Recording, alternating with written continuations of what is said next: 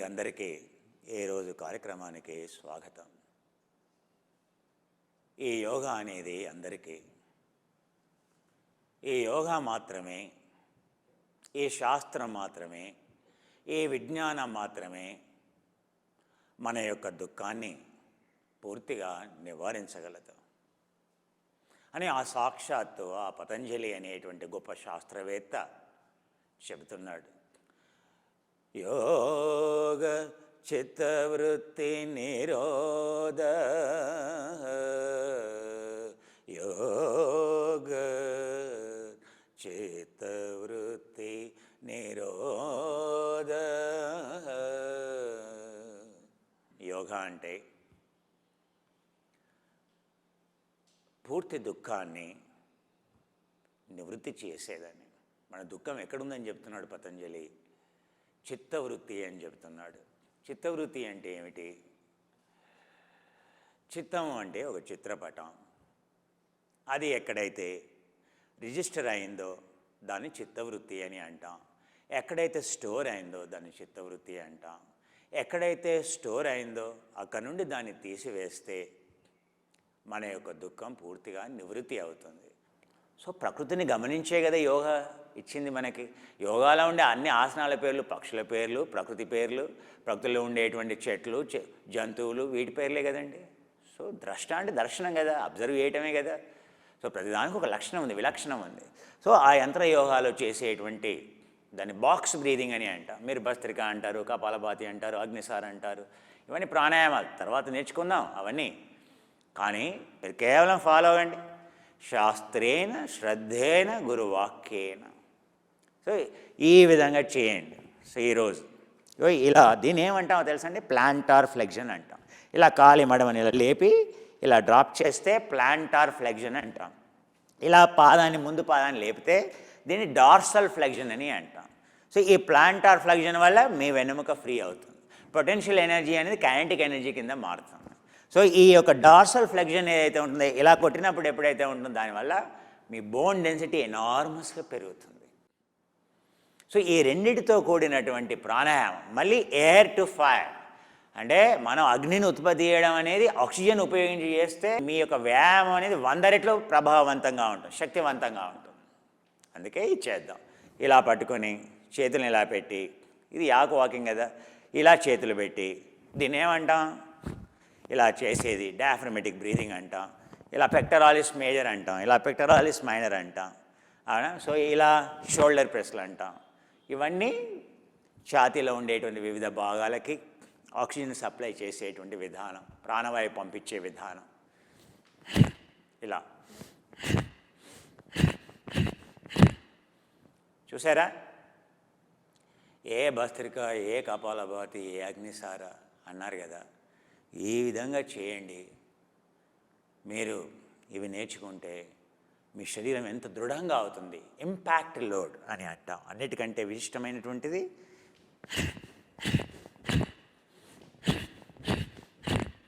నెమ్మదిగా ఇలా చేయటం వల్ల మీ యొక్క అనుహనువున మొత్తం కణంలో వైబ్రేషన్, ప్రకంపన. హఠయోగ ప్రదీపికలో ప్రకంపన గురించి చెప్తాడు. గొప్పగా వేసేటువంటి యోగి యొక్క శరీరంలో ప్రతి కణం కూడా ప్రకంపన వస్తుందని చెప్తున్నాడు. ఆ ప్రకంపననే క్రియేట్ చేస్తే ఇంపాక్ట్ లోడ్ వల్ల ప్రతి మజిల్, ప్రతి కండరం కూడా చాలా బలంగా తయారవుతుంది. అలాగే మీ ఎముకలు చాలా తొందరగా స్ట్రాంగ్గా అవుతాయి. మీరు చూసారో లేదు, మీరు ఒక గ్లాసులోనో లేకపోతే దేంట్లోనో మీరు ఏం చేయండి? పిండి పోయండి. పిండి అలా పోయండి, గోధుమ పిండో లేదా వరి పిండో అలా పోయండి. పోసిన తర్వాత దాన్ని ఏమంటాం? బల్క్ డెన్సిటీ అని అంటాం. సో ఆ అలా పోయండి అంతే, మీరు ఏం అనకూడదు. అలా గ్లాసు పెట్టి అందులో పిండి పోయండి. అవునా? అప్పుడు మీరు దాని వెయిట్ ఎంత ఉందో చెక్ చేయండి. దాని వాల్యూమ్, దాని పరిమాణం ఎంత ఉంది, దాంట్లో పోసినటువంటి పౌడర్ ఎంత ఉంది. So gram per CC and ఆ యొక్క వెయిట్ డివైడెడ్ బై ఇది చేస్తే నీకు దాని డెన్సిటీ వచ్చేస్తుంది, సాంద్రత అనేది వచ్చేస్తుంది. అవునా? ఇప్పుడు ఇంకో పని చేద్దాం. సో అందులో పిండి పోయండి, కొంచెం పోయండి, అందులో కొంచెం పిండి పోయండి. దాన్ని ఆ గ్లాస్ని ఇలా కింద కొట్టండి. ఆ గ్లాస్ని ఇలా కొట్టండి. మళ్ళీ ఇంకొంచెం పిండి పోయండి, ఇంకా కొంచెం కొట్టండి, ఇలా నెమ్మది గట్టి కొట్టకూడదు, ఇలా ఇలా కొట్టకూడదు, అలా అలా కొడితే మీకు తెలుసు కదా ఏమవుతుంది, పిండి అంతా బయటికి వెళ్ళిపోతుంది. మీకు తెలుసు, ఆ నాలెడ్జ్ మీకు బాగా ఉంది. సో ఇలా నెమ్మదిగా కొట్టండి. ఇలా ఇప్పుడు నేను ఇలా శరీరాన్ని కింద కొడుతున్నాను, అలాగే మీరు కూడా అలాగే కొట్టండి. అలా పోస్తూ పొండి పిండి, అలా నెమ్మదిగా ట్యాప్ చేస్తూ ట్యాప్ చేస్తూ ట్యాప్ చేస్తూ నెమ్మదిగా కొడుతూ కొడుతూ కొడుతూ పోండి. అప్పుడు అది మొత్తం అలా ఒక అరగంట సేపు కొట్టి కొట్టి కొట్టి ఆ పిండి ఎంత తీసుకుంటుందో ఆ గ్లాసులో ఎంత పడుతుందో అంత పడుతుంది. పట్టిన తర్వాత ఇప్పుడు ఆ పిండిని వెయిట్ చేయండి, బరువు తీసుకోండి. దానికి దీనికి దీంట్లో వచ్చిన పరిమాణం ఎంత ఉంది, ఇందులో ఎంత పిండి వచ్చింది, దాని బరువు తీసుకోండి. ఇందులో ఎక్కువ పిండి వచ్చిందా, అందులో ఎక్కువ పిండి. దీన్ని ట్యాప్ డెన్సిటీ అంటాం, దాని పేరే ట్యాప్ డెన్సిటీ. అదేమో మొదలు తీసుకున్న దాన్ని బల్క్ డెన్సిటీ అంటాం.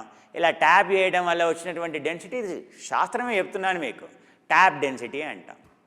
సో బల్క్ డెన్సిటీ కంటే ట్యాప్ డెన్సిటీ ఎక్కువ ఉందా తక్కువ ఉందా నాకు చెప్పండి. సో ఇప్పుడు మనం చేసేటువంటి ప్రాణాయామం సో చాలా అమోఘమైనటువంటిది. ఎందుకంటే మన యొక్క డెన్సిటీ తగ్గింది, బోన్ యొక్క డెన్సిటీ తగ్గింది. ఆ డెన్సిటీ పెంచాలి అంటే ఏం చేయాలి, బల్క్ డెన్సిటీ తగ్గింది. సో మనం దాన్ని ట్యాప్ డెన్సిటీ ట్యాప్ చేస్తూ ఉంటే డెన్సిటీ తొందరగా పెరుగుతుంది, చాలా తొందరగా పెరుగుతుంది. ఆ తర్వాత దాని మీద ప్రెషర్ పెడదాం.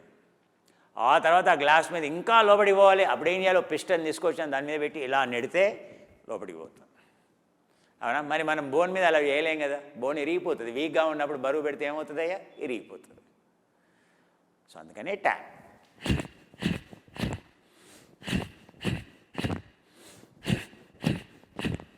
ఇలా చేయండి. ఇది రోజంతా ఎప్పుడు వీలవుతే అప్పుడు. కానీ కాళ్ళని చూసుకోండి, మోకాలు ఉంచాలి. ఎందుకు మోకాలు ఉంచాలి చెప్పాను కదా, మన యొక్క కైనెటిక్ పొటెన్షియల్ ఎనర్జీని కైనెటిక్ ఎనర్జీగా మార్చాలి అని అంటే, నడుము మీద భారం పడకూడదు అంటే, మోకాలు స్ట్రాంగ్గా కావాలంటే, తొడలో ఉండేటువంటి కండరాలు ముఖ్యంగా స్ట్రాంగ్గా కావాలి అని అంటే, చూడు నా మొండెం స్ట్రైట్గా ఉంటుంది, నా మోకాలు వంగుతున్నాయి, తొడలు వంగుతున్నాయి. దీన్నే ఉత్కటాసనం అంటాం. ఇది ఉత్కటాసనం అంటాం.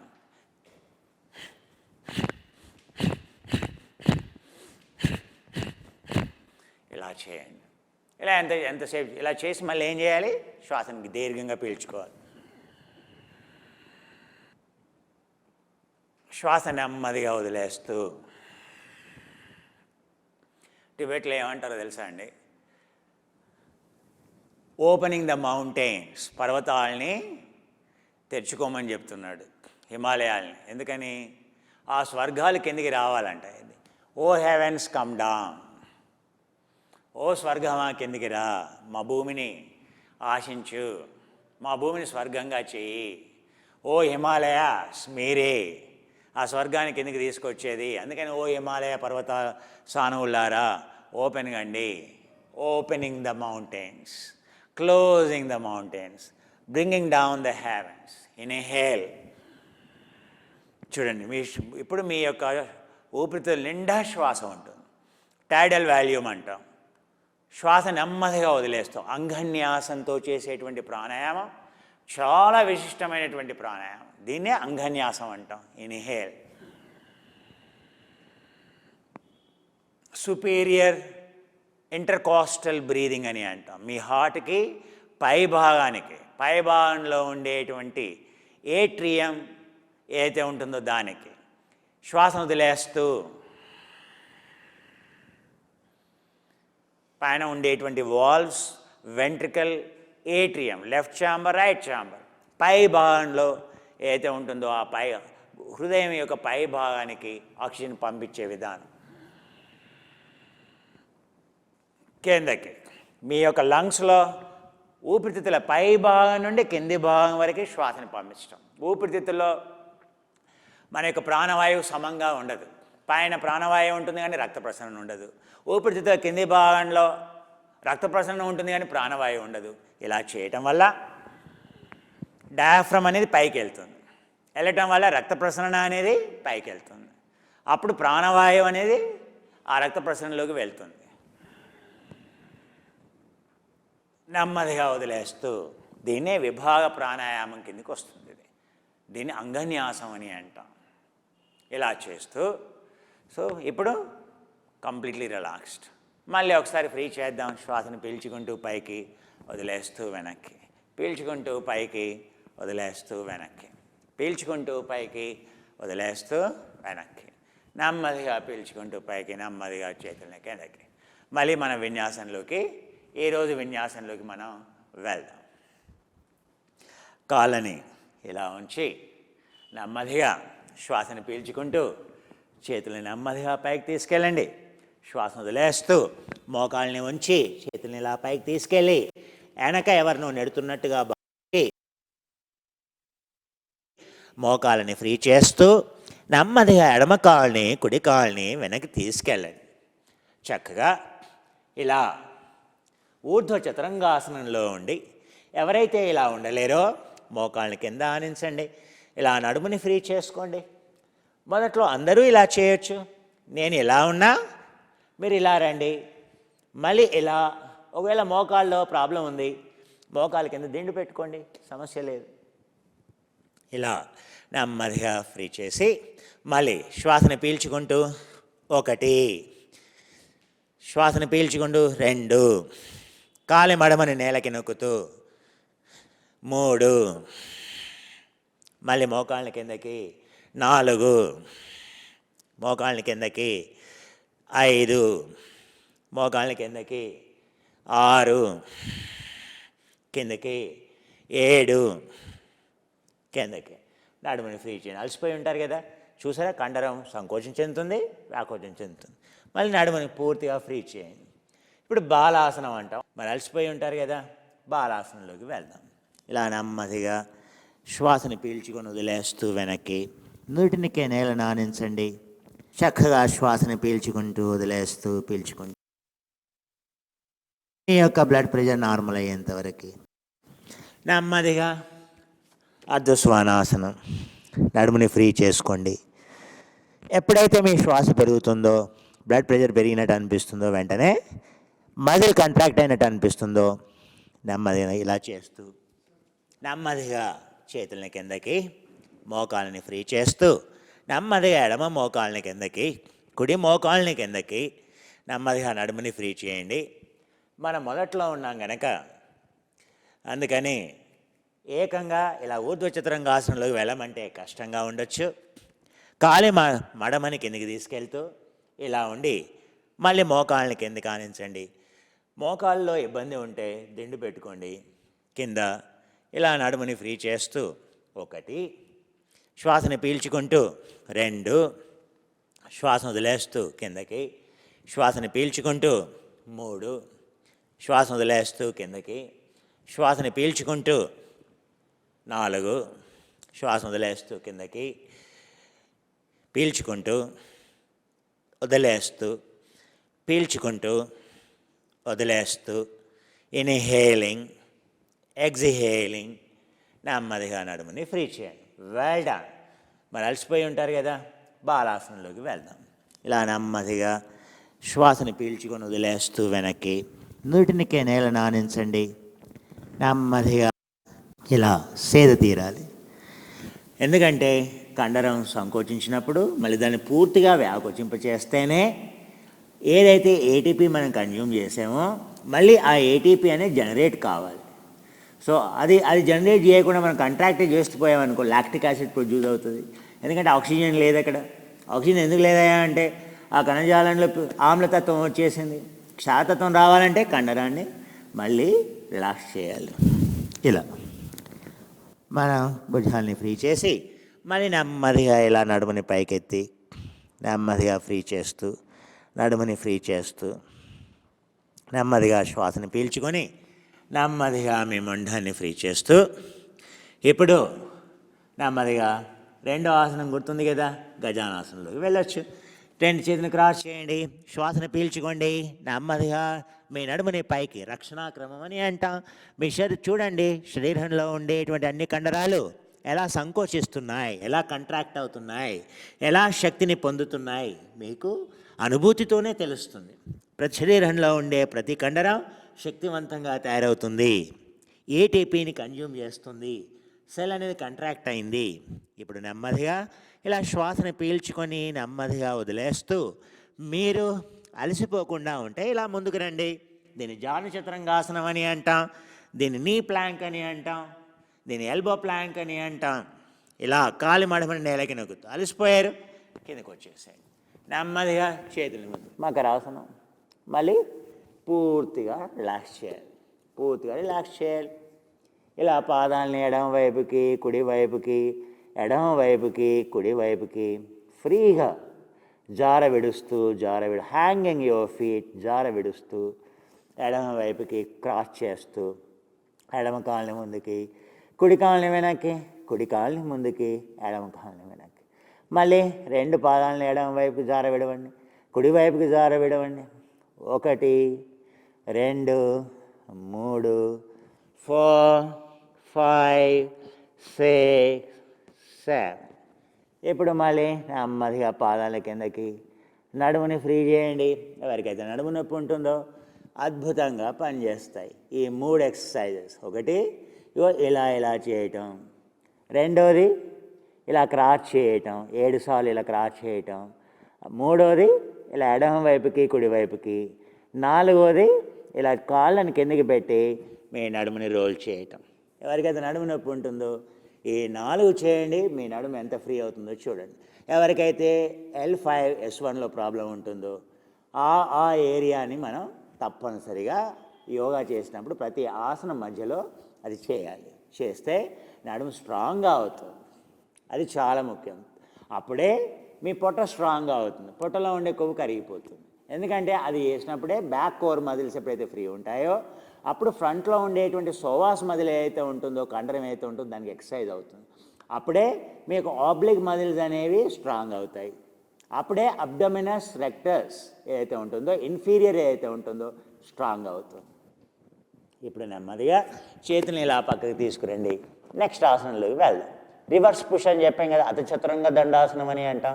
ఇది కూడా మొదట్లో పైకి వెళ్ళి కిందికి వస్తూ కాలి మడమని నేలకి నొక్కుతూ శ్వాసను పీల్చుకుంటూ పైకి ఇలా ఎత్తండి, శ్వాసను వదిలేస్తూ కిందకి, శ్వాసను పీల్చుకుంటూ పైకి, శ్వాసను వదిలేస్తూ కిందకి, శ్వాసను పీల్చుకుంటూ పైకి, శ్వాసను వదిలేస్తూ కిందకి. చీమేమో 100 రెట్లు బరువును ఎత్తగలదు. ఇప్పుడు మన బరువు ఎత్తడానికే మనకు కష్టం అవుతుంది. అంటే మనం ఎంత బలహీనంగా ఉన్నామో చూసారా.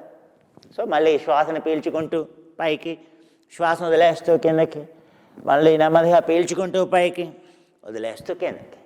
వెల్ డన్, బాగా చేశారు కదా. మళ్ళీ రిలాక్స్ కండి, పాదాలని ఫ్రీ చేయండి. ఇలా 1 2 3 4 5. మళ్ళీ కాళ్ళని ఎడమ వైపుకి కుడి వైపుకి, ఎడమ వైపుకి కుడి వైపుకి. నెమ్మదిగా పాదాలని కిందకి తీసుకురండి. నెమ్మదిగా మీ యొక్క ఆసనాన్ని ఫ్రీ చేస్తూ చేతులు నెమ్మదిగా పక్కన, భుజాలని పైకి కిందకి చూడండి. నెమ్మదిగా కాళ్ళని వెనక్కి ఇలా ఉంచి నెమ్మదిగా కపోతాసనం. ఇలా కుడి వైపుకి చూస్తూ ఎడమ వైపు. పావురం ఎలా చూస్తుందో ఎప్పుడు చూడండి. పావురం దాని మెడ ఒక చోటు ఉండదు, ఎప్పుడు ఇలా చూస్తూ ఉంటుంది, చుట్టూ చూస్తూ ఉంటుంది. అలా చేస్తే మన నడుము ఫ్రీ అవుతుంది. సర్వైకల్, మీ యొక్క C6 C7 ఫ్రీ అవుతుంది.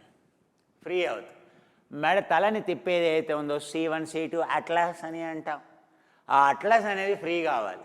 ఈ ఆసనంలో మాత్రమే ఫ్రీ అవుతుంది.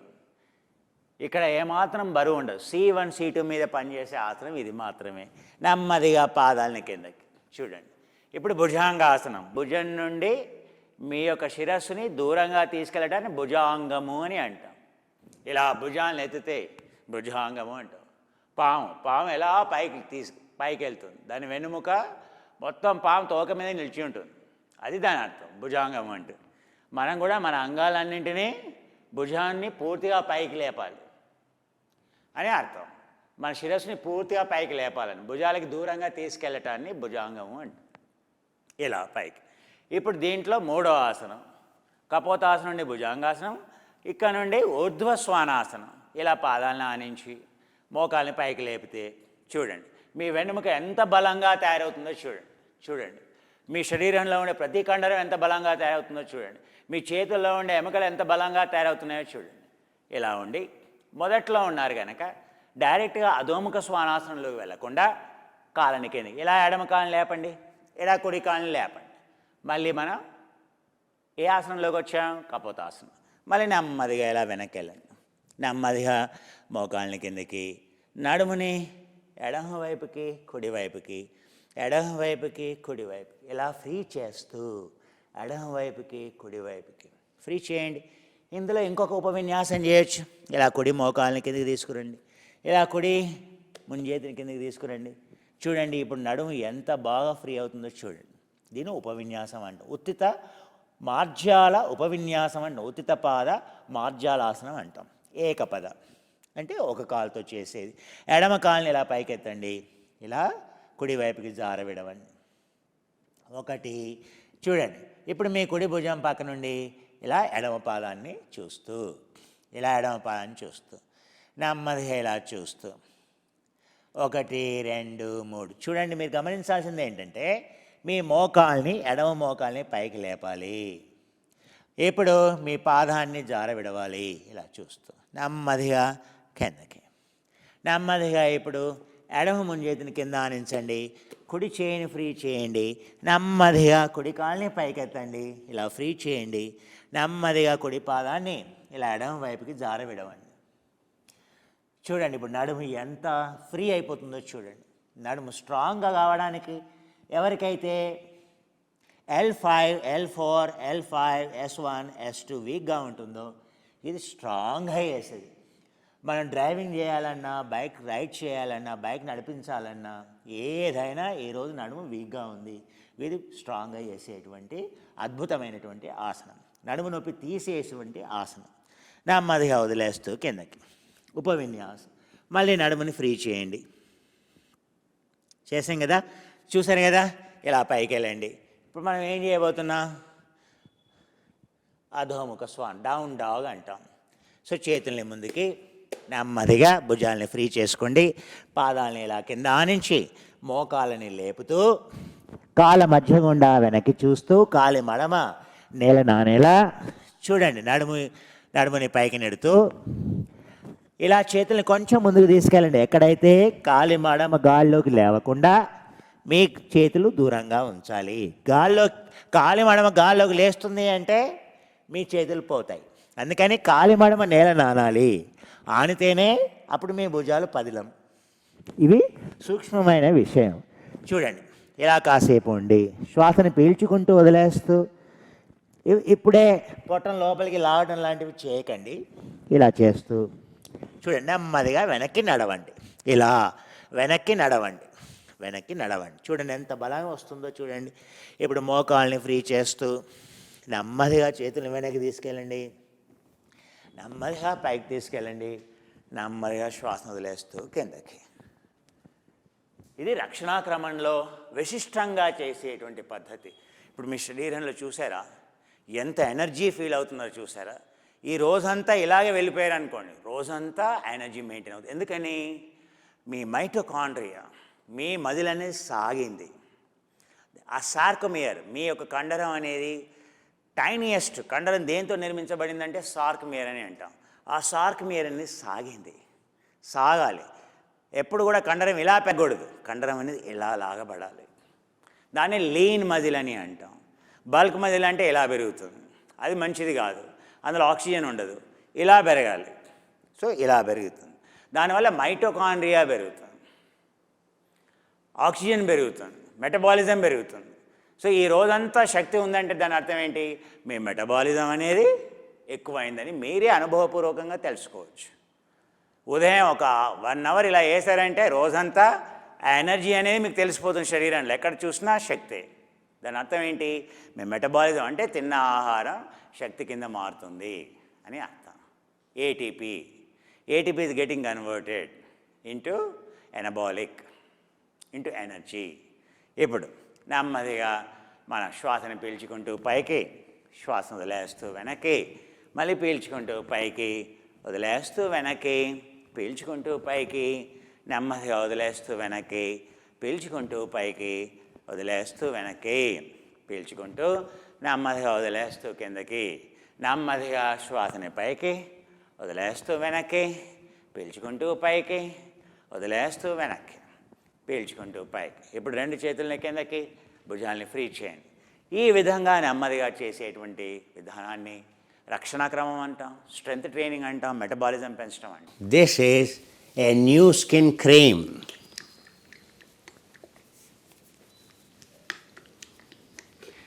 For this winter is much more evolved.